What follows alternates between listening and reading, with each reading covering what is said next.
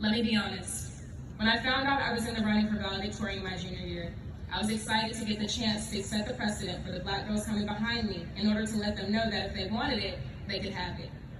But when it comes to work and determination, all of us here today are capable of achieving our goals as long as we want it and are willing to do the work to get it.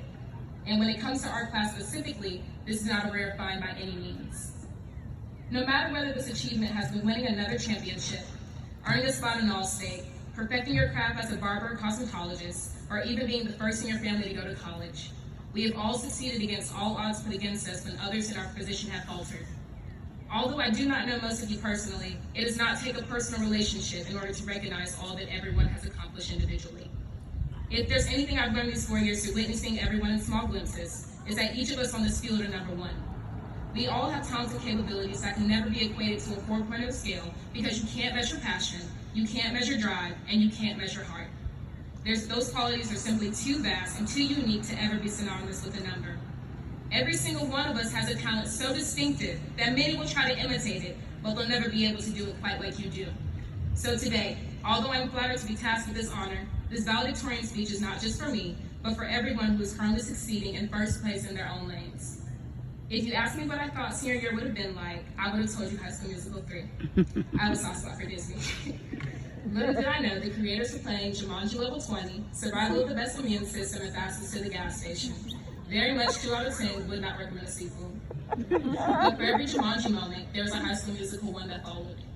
For every 8-push quiz that ended with me being thankful for quarterly quiz drops, there's one watching us win a championship for a consecutive year. For every memory I have of back-to-back tutoring sessions, I have another of the memories made with friends while competing against students internationally. These past years were not the movie I pictured it to be, but I'm glad for that fact because it turned out better than I could have ever expected. In these 4 years of high school, we have truly witnessed some of the best and worst of humanity. When I used to think of our graduation ceremony, I treated it like another day to mark off my list.